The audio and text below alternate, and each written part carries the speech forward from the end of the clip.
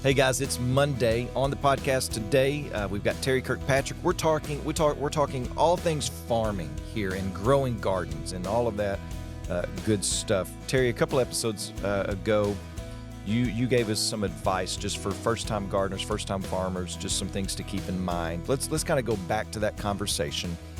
And what would be maybe the easiest things or the best things to grow for our particular area? This is going out all over the world, all over the United States, but we are in a particular zone, right? So could you first talk about what those zones are, what they mean, and why we need them? Yeah, those are kind of rough guides to what will grow and what won't grow, and they're kind of based on average last frost date, average low temperature.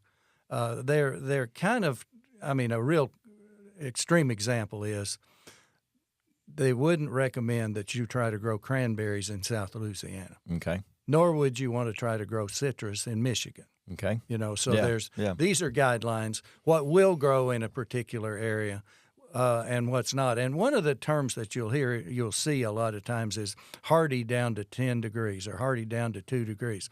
And that's telling you, for these perennial crops, how cold it can get in the wintertime, even when they're dormant, without killing them. Yeah, okay.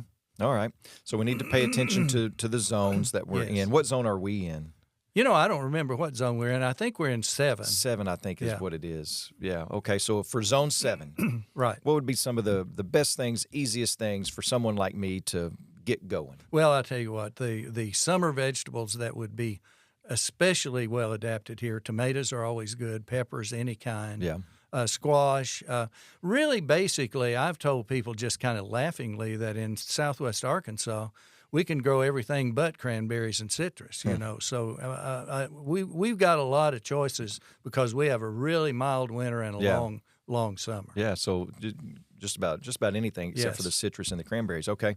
So one of the other things that we talked about was that you can't just plant in April and then expect to see something at the end of the summer, that it takes a daily, weekly, because there's just different things invading and all that stuff, which is maybe not a new phenomenon, but it's definitely not always been there. Right. And so talk to us a little bit about what's going on there. Well, they're always, we talked about the cycles, right. And the insects have cycles, the insect pests, the diseases have cycles, all of these.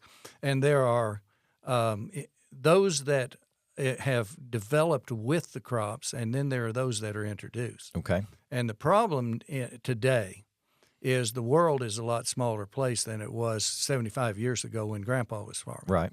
And so we've got a lot of introduced pests. Now, what happens with that, they didn't develop along with the crops that we've got now, so there aren't any natural enemies. Okay. So it's a lot harder to grow crops today because of these introduced pests than it was at one time. Yeah. And so you've got to you got to scout, and that's one of the things you need to learn early on is how to recognize the insects and the pathogens that are going to be a problem. Not every one of them will be. So there's good insects and bad insects when it comes to the plants. And there are some neutral and some bad.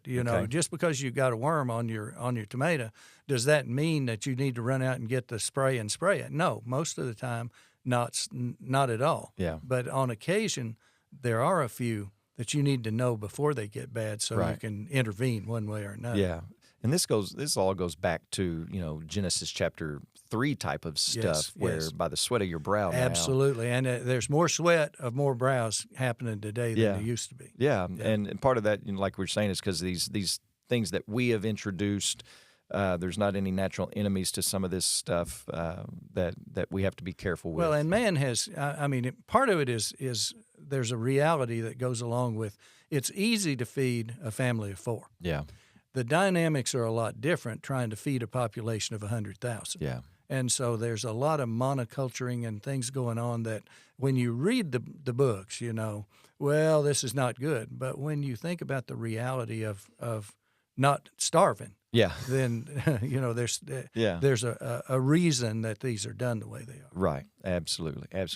Terry, thank you so much for being on the podcast, for helping us understand just kind of what's going on in the farming world, for your devotion to using your gifts and Miss Grace's gifts to be a blessing to others, particularly my family, and just how you have let the Lord use you in all aspects of that in bringing things that are true, things that are good, and making them beautiful. Well, I appreciate it, and I am really looking forward to that first tomato. Hey, from me too, your baby. garden. Me too. Yeah. We'll be bringing you guys the There you produce go. this That's summer. going to all be right? a change. All Yes. right. Until next time on Day by Day Expressions.